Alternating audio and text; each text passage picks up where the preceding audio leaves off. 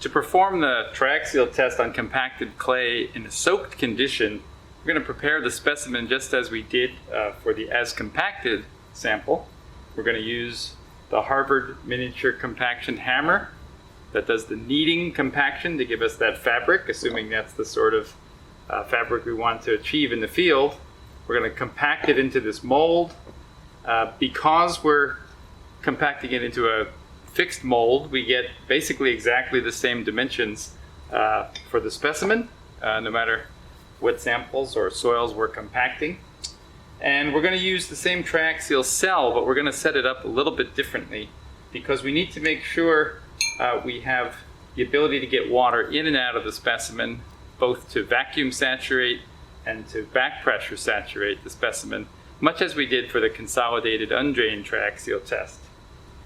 On a high plasticity clay, it's very hard to get a fully saturated specimen, but we'll probably go ahead and run a permeability test on the sample during the time that it's soaking. That will actually improve the saturation and will give us a measure of the permeability of the specimen when it's compacted to these particular conditions.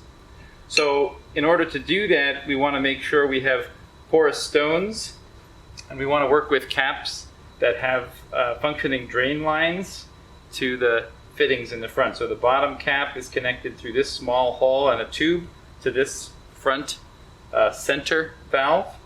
And this tube here with fitting on the top is connected underneath the cell to this fitting over on the left. So we'll put in our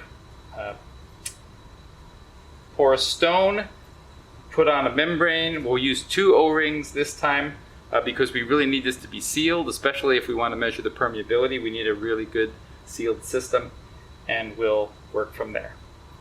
We've got both porous stones in place at top and bottom. We've oriented the top cap so that this top drain line can fit neatly and thread on as we need it to.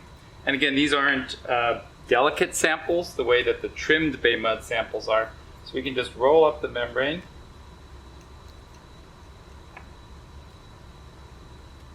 and use the membrane expander to give ourselves a double seal here at the top.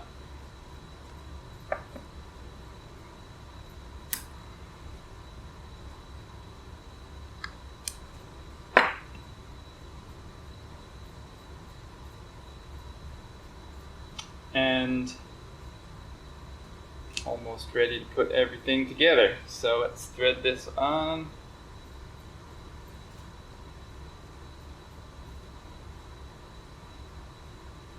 For the permeability test, the system really has to be completely sealed with no leaks or we get meaningless data. We'd see it very fast for a low permeability material.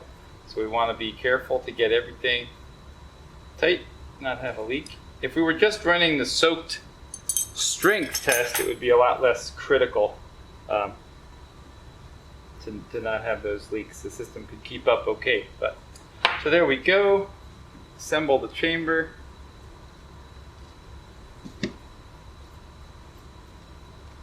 And our sample into place.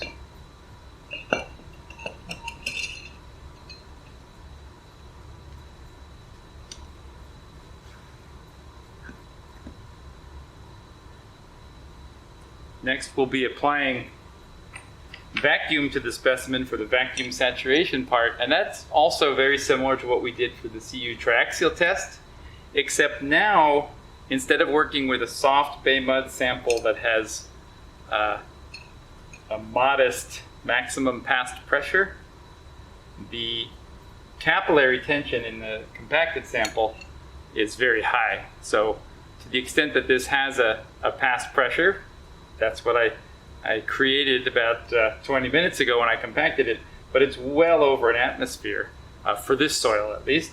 So I can apply my vacuum sort of without worrying too much about going into the over-consolidated range like we feared with the intact material, the undisturbed samples. And we'll fill the chamber up with water because we're going to want to try and keep the saturation level as high as we can throughout a multiple day permeability test. So we're going to actually fill the chamber with de-aired water, water that has had the dissolved air removed from it under vacuum. And that gives us more time before the sample starts to lose saturation in the laboratory. So I'll go fill that up. So we filled the chamber with de-aired water now, and of course the sample looks bigger around because the chamber is acting like a lens with the water inside, but it's still the same 3.6 centimeter diameter specimen. And I didn't mention it, but we were careful to keep the stones, both the top and bottom porous stones, dry. And the reason we're doing that is because we want to go through the vacuum saturation phase. And in order to pull air out from between the membrane and the voids at the edge of the sample, for example, we need to be able to pull that air through the stones, and that can only be done if the stones are dry. If the stones were wet, the air bubbles couldn't get through. So we're going to use the evacuation chamber, or the vacuum chamber that we used with the triaxial CU test also. So we have a quick connect here that's going to allow us to apply vacuum, air vacuum, on the top portion of this cylinder, and at the bottom we have water. So we're going to be pulling air bubbles out through the tube, up through the water. We'll apply a very large vacuum to de-air very thoroughly the water in the chamber, and then when we reverse that process and relax the vacuum on the top, the sample will then pull in de-aired water to saturate it. So in order to do that, we want to first connect to the house vacuum system, which is less capable of high vacuum, but provides a lot of volume flow. And for the start of this, that's all we need. So we're going to open this valve a little bit, let's say to 5 inches of mercury, about 1/6 of an atmosphere. And we just want to check and see. We're pulling out a little bit of air there. Vacuum drops a little bit. Actually, you can probably see better now, small voids in the specimen where the membrane has now been pulled in tight against the soil. And we're just going to open this and gradually increase the vacuum to pull out as much of this air as we can. Again, unlike with the CU test on the intact or undisturbed material, we don't need to be worried about over consolidating or exceeding the maximum pass pressure, because it's greater than the 1 atmosphere that we can apply with the vacuum. Right? So we'll speed this up a little bit. This is not a delicate process. We measured the specimen before we assembled it, and if we were really trying to track the volume and height very precisely, we could have made other measurements here with a dial gauge or something like that before we applied any change in effective stress to see if there was a change in height or not, but we're not that concerned with that, so we're not bothering with that stuff today. Okay, that's as high as the house vacuum system can go, so I'm going to lock in that vacuum. We're going to switch over to the high vacuum pump behind us here, and get out as many molecules of air as we can.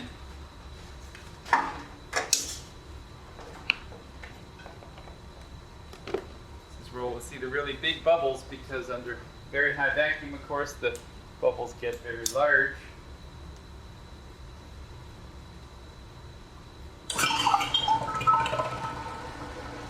And so far, we're only pulling air out the bottom through the bottom porous stone. We'll probably go ahead and repeat this exercise. Once we get up to the maximum vacuum, we'll close this valve to isolate the bottom of the specimen from the drainage line and the lab. And we can take the vacuums down, repeat the process from the other side so that we're letting water in when we have as much vacuum on as much of the specimen as possible.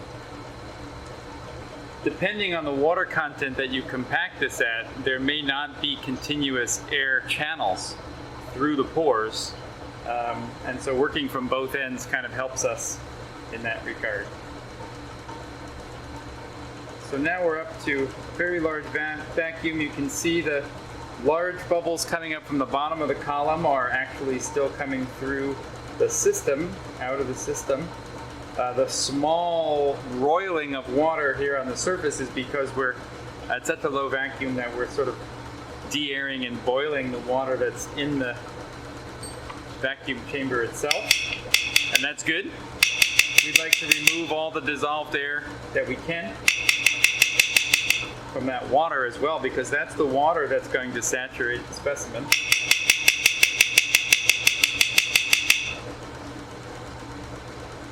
And each one of those very large bubbles that's coming out is actually, of course, a very small amount of air, but it's under some fraction of a psi of absolute pressure, so it's expanding to take up a lot of volume.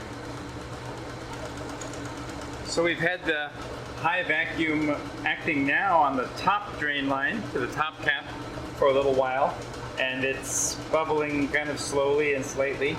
So we're going to go ahead now and move on with reducing that vacuum again and letting this de-aired water back into the sample volume. So I want to close this first.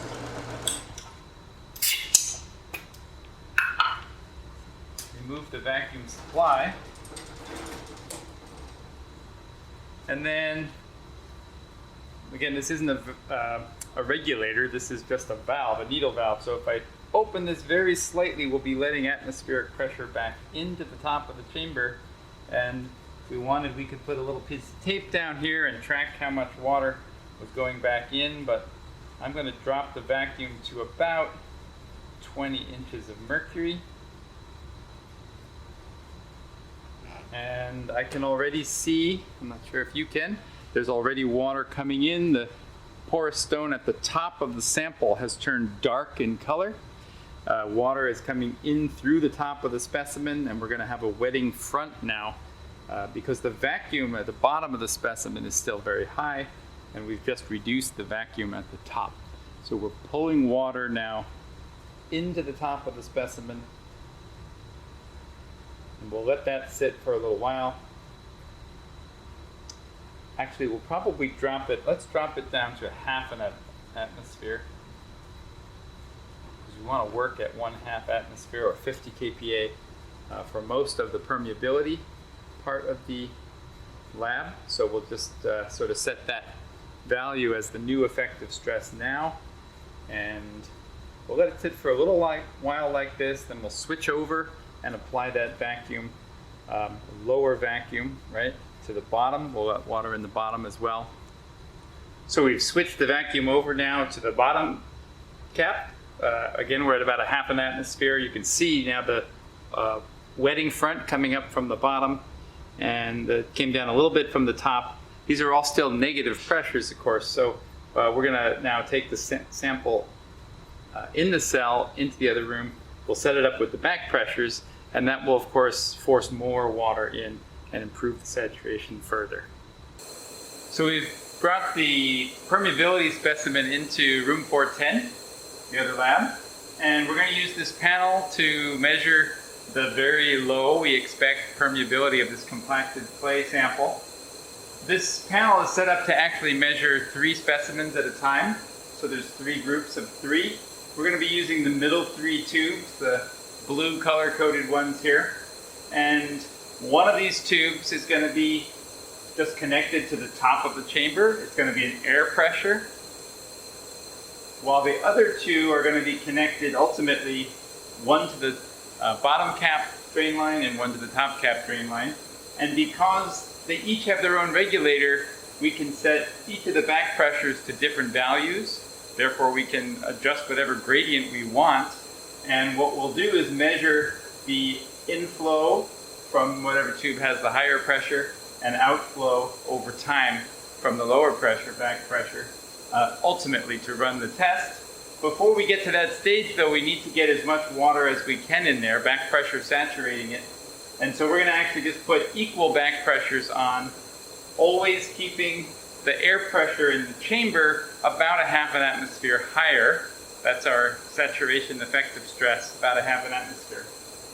So we brought the sample in, it's still under a half an atmosphere of vacuum, and so to switch over, we're going to lower the vacuum by a half, or a half of what's on there, by a quarter of an atmosphere. Then we'll raise the chamber pressure by a quarter, drop this the remaining quarter, and raise that another quarter.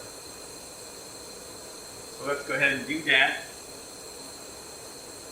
This is very similar to the way we did the end of vacuum saturation with our CU triaxial specimens, except we were in the other lab and we were trying to be really careful to keep small pressures very accurately. Here that's less crucial. So we just dropped from a half an atmosphere to a quarter of an atmosphere vacuum.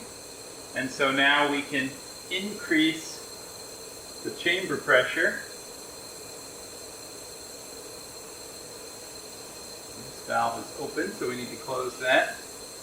And all three of these pressure regulators are read on the same gauge here. So I should probably move over. So I want to set a quarter of an atmosphere. That's about 4 psi. A little under. I want to make sure that's acting on the sample. Yes, good. You can see the wetting front probably getting closer again. We're going to drop this to 0. So all of the internal vacuum is now released. It's out of the vacuum chamber. Whatever vacuum is still in the specimen is going to tend to pull even more water in from here. And we want to do that under roughly constant effective stress. So before I talk too much more, I want to raise this up to half an atmosphere.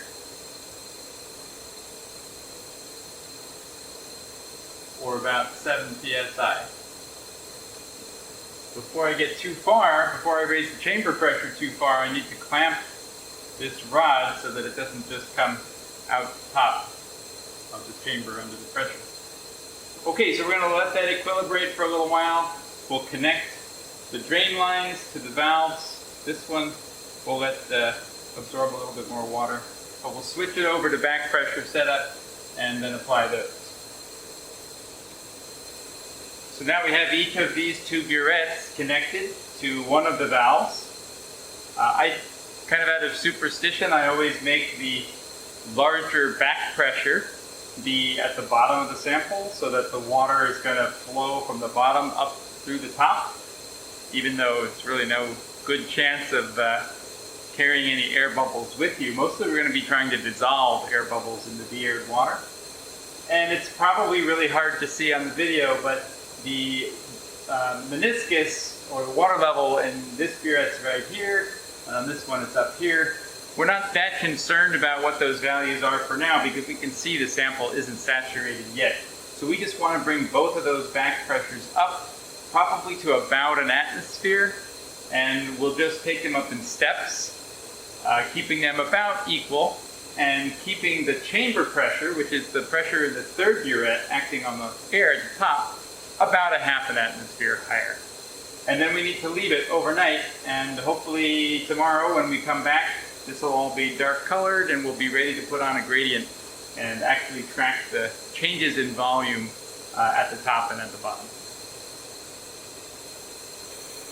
So for the past 20 hours or so, we had equal back pressures acting on both the top and bottom caps with about 13 psi. And we had 20 psi of chamber pressure, just the air pressure, acting on the top of the water interface inside the chamber. That provides about a half an atmosphere of effective stress during the saturation process. So I've just finished lowering the back pressure from 13 to 11 psi on the top cap pressure regulator, and I raised the pressure, the back pressure, on the burette going to the bottom of the specimen from 13 up to 15. So now we have a difference of about 4 psi, 15 versus 11 psi.